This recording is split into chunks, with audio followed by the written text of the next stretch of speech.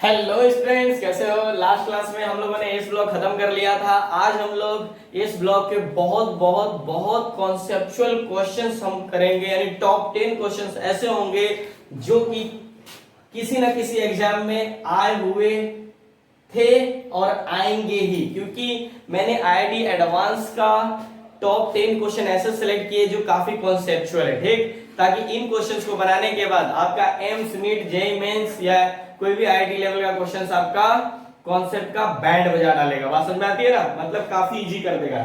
समझ में आया? चलिए तो हम स्टार्ट करते हैं एस ब्लॉक के बहुत बहुत इंपॉर्टेंट टॉप 10 क्वेश्चंस, ठीक है ना। चलिए तो यहाँ पर कुछ क्वेश्चंस मैंने लिख रखा है, इसी को अपन डिस्कशन करेंगे।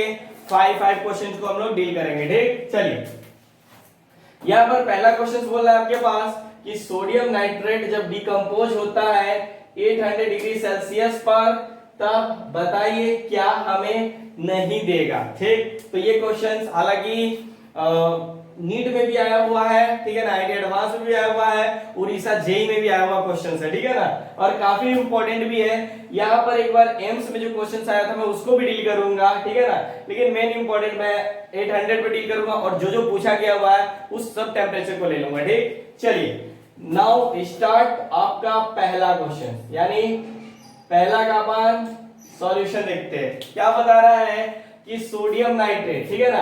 तो एक बात बताओ पहले कि सोडियम नाइट्रेट होता क्या है, तो ध्यान दीजिए NaNO3 को जब अपन डिकम्पोज करते हैं 800 डिग्री सेल्सियस पे, तो आपके पास Na2 sodium nitrate plus O2 plus N2 देता है, ठीक है ना।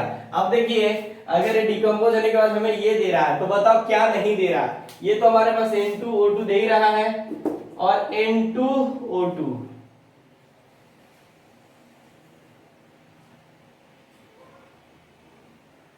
अच्छा सोडियम नाइट्रेट होता है ना, यहाँ पर 2 कहां से आ गया आपके पास, ये गलत हो रहा है क्या? ओह सॉरी, ये हमारे 500 डिग्री सेल्सियस पे देता, ध्यान दीजिएगा, ठीक है ना। ये जो आपके पास हो जाएगा ना Na2 हो जाएगा, ठीक।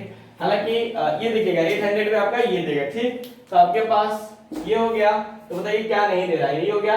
ध्यान दीजिए जो आपके पास आ रहा है इसको हम लोग 500 डिग्री सेल्सियस पे भी डिकम्पोज करते हैं। जब इसको डिकम्पोज कीजिएगा तो आपके पास सोडियम और O2 दे देगा। बात समझ में आती है ना।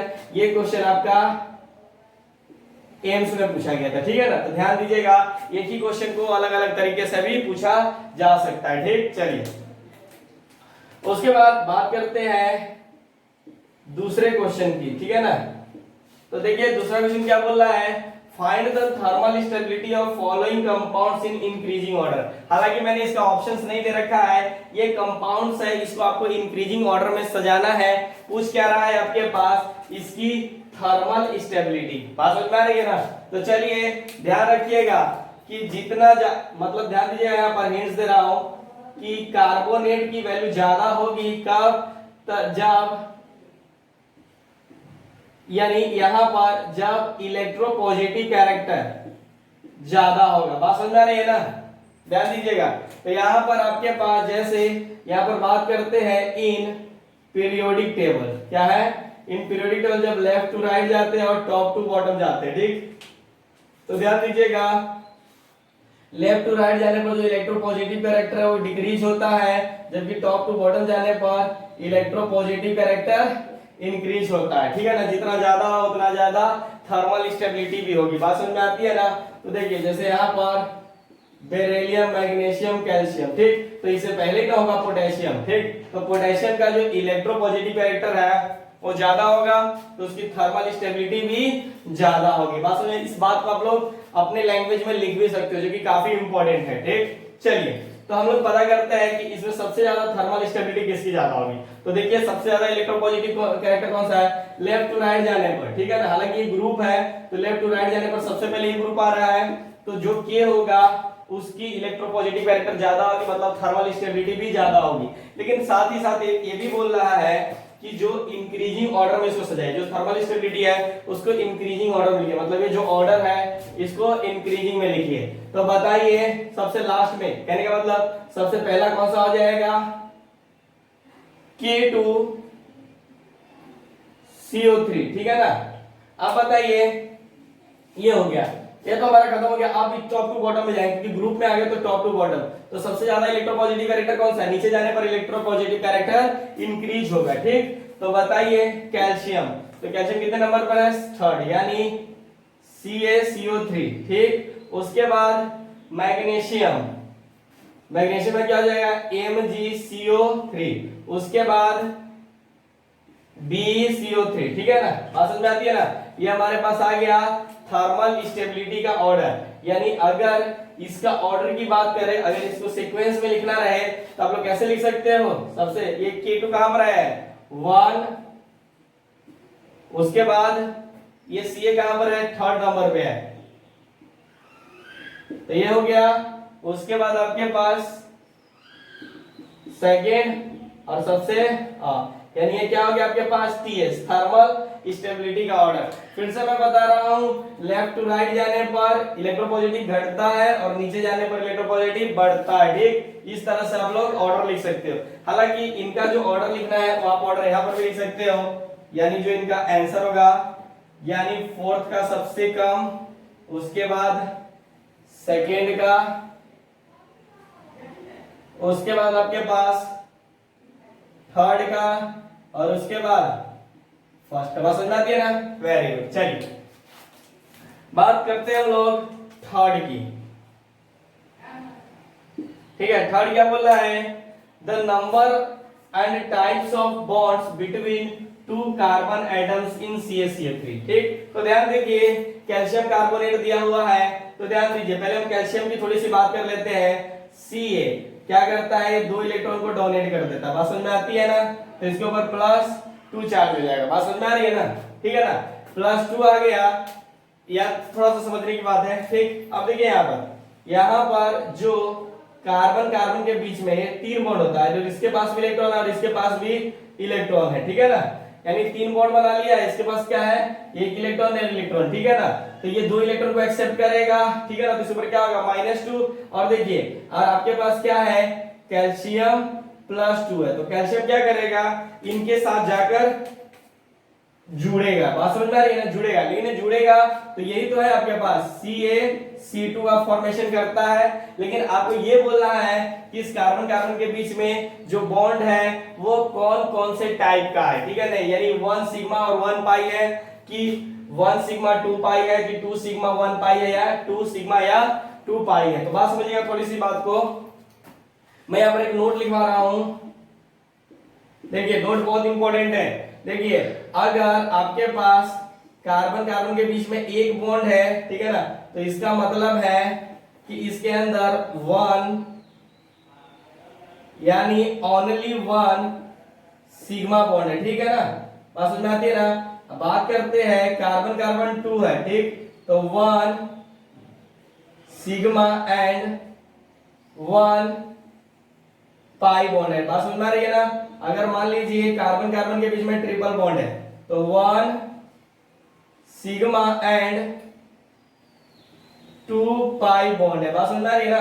तो देखिए यहाँ पर कार्बन कार्बन के बीच में 3 बॉन्ड है ना, तो यानी सिंपल सी बात हो गई, 1 सिग्मा एंड 2 पाई बॉन्ड है, ठीक है ना, क्या है, 2 पाई बॉन्ड, यानी ऑप्शन कौन सा आ जाएगा, देखिए ना, 1 सिग्मा और 2 पाई बॉन्ड, मतलब आपके पास ऑप्शन आ गया ये वाला, बात समझ आ रही है ना, वेरी गुड, यानी ऑप्शन बी आ गया, ठीक। चलिए क्वेश्चन नंबर 4 की बात करते हैं।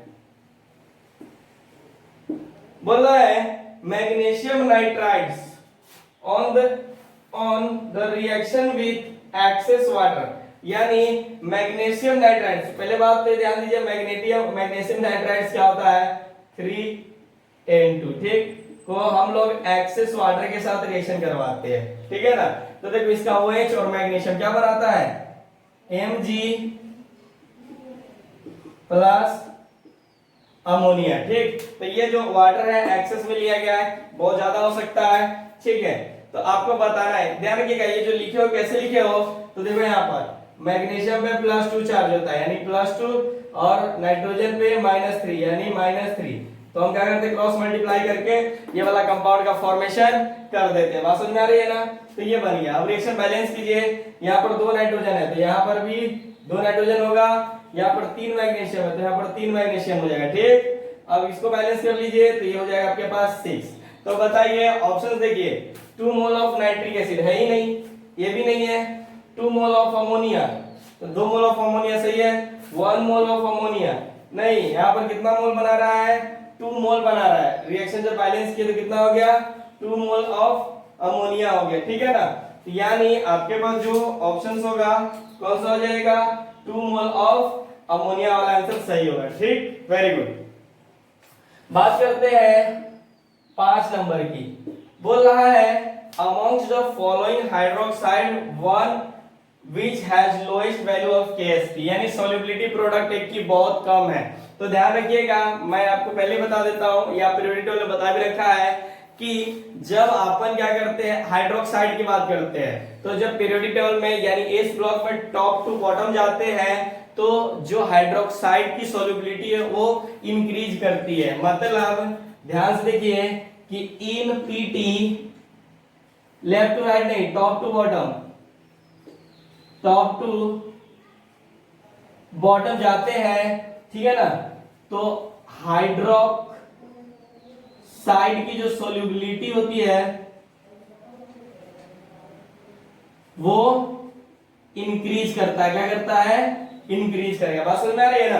अब इंक्रीज करेगा तो मुझे बताइए सबसे ज्यादा किसका हो जाएगा? ठीक, तो अगर ऑर्डर पता करना रहे तो सबसे ज्यादा यहां पर हो जाएगा नीचे की तरफ, किसका हो जाएगा? बे मर का, इसका बीए का। लेकिन हमें ये नहीं बताना है, हमें बताना है सबसे लोएस्ट किसका होगा। तो देखिए, और अच्छा एक और इंपॉर्टेंट पॉइंट, हालांकि लोएस्ट तो आपको दिख ही रहा है, जो सबसे ऊपर होगा बेरिलियम का। बेरिलियम का क्या हो जाएगा? सबसे लो सॉल्युबिलिटी प्रोडक्ट होगा, क्योंकि टॉप टू बॉटम जाने पर क्या करता है? इंक्रीज करता है। तो सबसे ऊपर कौन है? ये। लेकिन मैं एक और पॉइंट बताना चाहता हूं नोट करके कि देखिए, जो बेरिलियम हाइड्रो में भी पूछा जा सकता है क्वेश्चन, और मैग्नीशियम हाइड्रोक्साइड का जो सॉल्युबिलिटी प्रोडक्ट है वो एक इनसॉल्युबल पीपीटी का फॉर्मेशन कर देता है। कैसा बना देता है?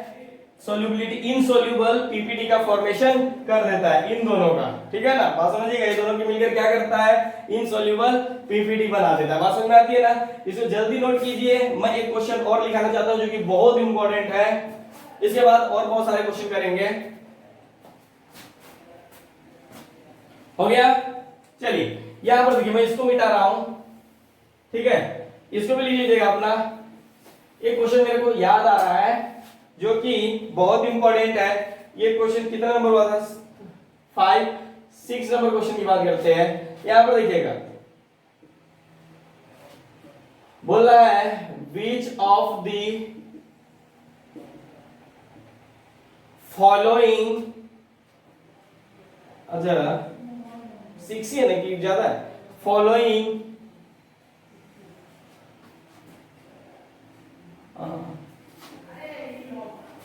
which of the alkali metal hydroxide या क्लोराइड ले लो, क्लोराइड वाला पूछा गया था, हाइड्रोक्साइड वाला भी है लेकिन इसके बाद कर लेंगे। Metal chloride to have highest melting point बताना है। ये आपका जो पूछा गया था क्वेश्चन वो IIT JEE, इसका मतलब एडवांस होता है, हमेशा ध्यान रखिएगा। ठीक है ना? IIT JEE 1997 में पूछा गया था। देखिए ओल्ड क्वेश्चन बहुत इंपॉर्टेंट होते हैं, इसके अंदर बहुत सारे कॉन्सेप्ट होते हैं, इसलिए मैं क्वेश्चन करवा रहा हूं। ठीक, और ये क्वेश्चन काफी इंपॉर्टेंट है, इसलिए आप लोग नोटबुक में अच्छे तरह से लिख लीजिएगा। ठीक है ना? चलिए अब बात करते हैं, ये ऑप्शन दे देता हूं मैं, ठीक है? बिना ऑप्शन दिए हुए तो बना ही नहीं सकते हो। देखिएगा आप जो सेलेक्ट कीजिए ऑप्शन वो गलत होगा, इसलिए थोड़ा बढ़िया से। ये हो जाएगा NaCl और KCl और डी हो जाएगा आपके पास RbCl। ठीक है ना? देखिए alkali metal chloride to have the melting point, lowest highest melting point. तो देखिए जितना स्मॉल केटायन होगा उतना ज्यादा उसकी मेल्टिंग पॉइंट होगी, बात समझ में आ रही है ना। यानी जितना स्मॉल केटायन होगा उसकी जो मेल्टिंग पॉइंट होगी उतनी हाई होगी। तो आपको ऐसा लग रहा होगा, ठीक है ना, कि हमारा ऑप्शन कौन सा आ जाएगा, ए हो जाएगा, ठीक। लेकिन मैं पहले बता रहा हूँ ये गलत ऑप्शन है, ठीक। क्यों? अकॉर्डिंग टू फजांस रूल ये क्या करता है, इसकी मेल्टिंग पॉइंट थोड़ी हाई हो जाती है, मतलब इससे कम हो जाती है, बात समझिएगा। अकॉर्डिंग टू फजांस रूल के अनुसार, फजांस रूल पढ़े होंगे, ठीक है ना, क्योंकि इसकी इलेक्ट्रोनेगेटिविटी हाई, कोवैलेंट कैरेक्टर भी होता है, ठीक। तो देखिए ये नहीं कर रहा है तो कौन ज्यादा हो जाएगा आपके पास, NaCl का हो जाएगा, ठीक। तो बात समझिएगा, यहाँ पर NaCl का थोड़ा बस इसके कंपेयर में इसका ज्यादा हो जाएगा, ठीक है ना।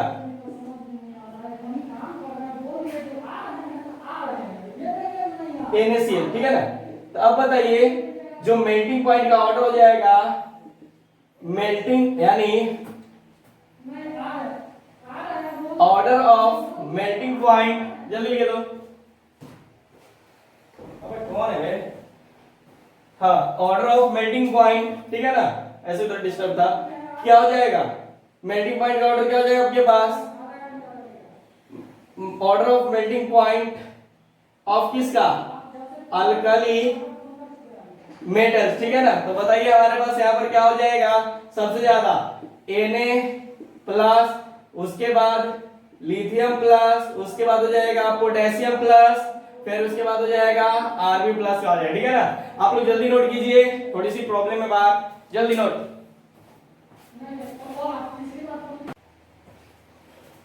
चलिए हो गया।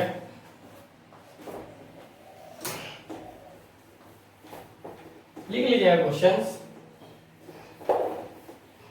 तो अगले हम 5 क्वेश्चंस पे और आते हैं, 6 क्वेश्चन हुआ। चलिए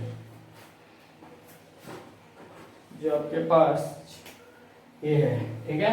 तब देखिए 7 नंबर क्वेश्चन को यहाँ पर फोकस कीजिए, ठीक है।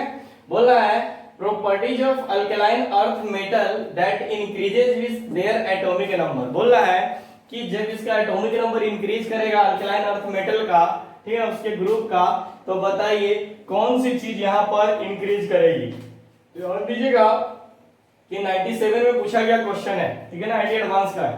तो यहाँ पर देखो ये तो ऐसे भी क्वेश्चन है। देखो पहली बात सोल्यूबिलिटी ऑफ देयर हाइड्रोक्साइड, तो मैंने बोला था कि टॉप टू बॉटम जाने पर हाइड्रोक्साइड की वैल्यू क्या होती है, बढ़ती है। सोल्यूबिलिटी ऑफ हाइड्रोक्साइड की बढ़ती है और सल्फेट की घटती है, ठीक है ना, याद रखिएगा।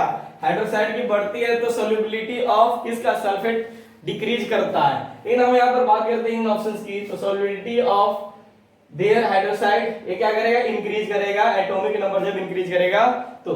उसके बाद बात करते हैं आयोनाइजेशन एनर्जी। आपको पता है कि टॉप टू बॉटम जाने पर आयोनाइजेशन एनर्जी डिक्रीज करती है, ठीक, वेरी गुड। तो ये तो होगा नहीं। इसके बाद सोल्यूबिलिटी ऑफ देयर सल्फेट, तो सोल्यूबिलिटी ऑफ देयर सल्फेट जो होता है ना वो भी डिक्रीज करता है, ध्यान रखिएगा। मतलब हाइड्रोक्साइड की सोल्यूबिलिटी इंक्रीज करता है लेकिन सल्फेट की सोल्यूबिलिटी डिक्रीज करता है, ठीक है। इलेक्ट्रोनेगेटिविटी, अब इलेक्ट्रोपॉजिटिव कैरेक्टर नीचे जाने पर बढ़ता है तो इलेक्ट्रोनेगेटिविटी क्या होगा, डिक्रीज करेगा, ठीक। तो कौन सा हो जाएगा आपके पास ऑप्शंस, ये हो जाएगा। बात समझ में आती है ना, वेरी गुड। यहां पर बोला है which one of the following alkaline earth metal sulfates has its hydration enthalpy greater than, तब इसकी लैटिस एनर्जी देन किससे, लैटिस एनर्जी से। तो बताइए किसकी सोल्यूबिलिटी ज्यादा हो जाएगी, हालांकि सल्फेट है तो आप बता सकते हो, सल्फेट में जस्ट अभी बताया कि सोल्यूबिलिटी ऑफ देयर सल्फेट, तो सल्फेट की नीचे जाने पर डिक्रीज करती है, तो सबसे हाईएस्ट किसकी होगी, बेरिलियम की। तो ऑप्शन डायरेक्ट लगा सकते हो, नहीं तो यहां पर देखिए इसका हिंट्स के बारे में, ये देखिए 8 नंबर है, ठीक है। यहां पर देखो कि जो मतलब इंथैल्पी ऑफ हाइड्रेशन अगर ग्रेटर देन है इंथैल्पी ऑफ लैटिस, ठीक है ना, तो ये कैसा हो जाएगा, इसकी सोल्यूबिलिटी कैसी हो जाएगी। तो देखो ध्यान से, जो बेरिलियम है +2 इसको क्या करता है, चारों तरफ से क्या करेगा, यहां पर देखिएगा चारों तरफ से सल्फेट क्या करेगा, घेर लेगा, ठीक है ना। यानी जितना छोटा होगा उतना ज्यादा सल्फेट उसको क्या करेगा, अपने तरफ खींचेगा, मतलब उतना ज्यादा इसके चारों तरफ होगा, यानी केटायन छोटा होगा तो, बात समझिएगा यहाँ पर, ठीक है ना। और जैसे जैसे बड़ा होगा उनकी सोल्युबिलिटी कम होते चले जाएगी, बात समझ में आती है ना। इसलिए इसके बीच में हम लोग देख सकते हैं जो BSO4 है इनकी सोल्युबिलिटी सबसे ज्यादा हो जाएगी। हालांकि एक लाइन ध्यान रखिए कि नोट करके कि टॉप टू बॉटम जाने पर, यानी टॉप टू बॉटम जाने पर solubility of हाइड्रोक्साइड इंक्रीज करेगा, लेकिन solubility of सल्फेट डिक्रीज करेगा। समझ में आती है ना, इतना ध्यान रखिएगा, बहुत काम का चीज है, मैंने लिखा दिया। चलिए 9 नंबर क्वेश्चन पे आते हैं। 9 नंबर क्वेश्चन क्या दे रहा है कि which of the following product formed when 4 mole of NO gas react with 2 mole of potassium hydroxide। तो बताइए कौन सा आपके पास प्रोडक्ट दे रहा है इन चारों में से, ठीक है ना। तो ध्यान दीजिए, तो आप देखते हैं इसका आपके पास सॉल्यूशन क्या दे रखा है। जैसे देखो वो बोला है 2 मोल KOH और कितना दे रखा है 4 मोल NO। तो आप बता सकते हो क्या क्या प्रोडक्ट बना देगा आपके पास, ट्वाइस KNO2 प्लस H2O और आपके पास ध्यान दीजिएगा और क्या बच गया N2O भी बनाता है, ठीक है ना। तो देखिए यहाँ पर ये कोई ऑप्शन में से दे रखा है KNO3 नहीं KNO2 बना रहा है, उसके बाद NO नहीं बना रहा है, N2O यस और HNO2 नहीं। तो यहाँ पर आपके पास ये कंपाउंड फॉर्म हो रहा है, तो ऑप्शन कौन सा हो जाएगा, ध्यान दीजिएगा आपके पास ये ऑप्शन हो जाएगा डी, ठीक है ना। तो ध्यान दीजिएगा ये रिएक्शन समझ में आना चाहिए, ये भी जेई का पूछा हुआ क्वेश्चन है, मैंने ईयर नहीं लिख पाया था, ठीक। अब आइए फ्लेम टेस्ट, ये 2 में पूछा गया हुआ है, ये उड़ीसा जेई में भी पूछा गया हुआ है, DTU में भी पूछा हुआ है, दिल्ली टेक्निकल यूनिवर्सिटी, और ये जो क्वेश्चन है EIPMT जब MH महाराष्ट्र लेती थी उस समय भी पूछा हुआ है, और कितने बार बहुत सारे जेईई मेंस वगैरह में भी पूछ रखा है, ठीक है। तो हालांकि टेस्ट है तो हमेशा ध्यान रखना चाहिए कि जो बेरिलियम और मैग्नीशियम है वो फ्लेम टेस्ट नहीं देता है, देता है क्या, नहीं देता है, ठीक है ना। बाकी ये दोनों देता है, याद कीजिए रेड, ठीक है ना, ध्यान दीजिए ये दोनों टेस्ट देता है, बस ये दोनों क्या करता है बेरिलियम और मैग्नीशियम टेस्ट नहीं देता है। तो ऑप्शन में क्या आ सकता है, दोनों हो जाएगा, बात समझ में आ रही है ना, कोई दिक्कत। तो यहाँ पर हम लोगों ने टॉप 10 क्वेश्चन को बड़े अच्छे से किया है, अगला बार टॉप 10 क्वेश्चंस और लेकर आएंगे, लेकिन इनसे भी ज्यादा इंपॉर्टेंट क्वेश्चंस होंगे जो कि गेसेस क्वेश्चन होंगे, ठीक है ना। मैं अपने से क्वेश्चन को गेस करके आपके सामने लाने वाला हूं, लेकिन वो थोड़ा टाइम लगेगा, ठीक। इसके बाद हम लोगों ने जो चैप्टर स्टार्ट किया था इस ब्लॉक के बाद हाइड्रोजन, ठीक है ना, इससे पहले किया था ना अपने, हाँ। तो हाइड्रोजन के भी टॉप 10 क्वेश्चंस है, इन दोनों को आप लोग अच्छे तरह से बनाइए, ठीक है। मिलते हैं, ओके, थैंक यू।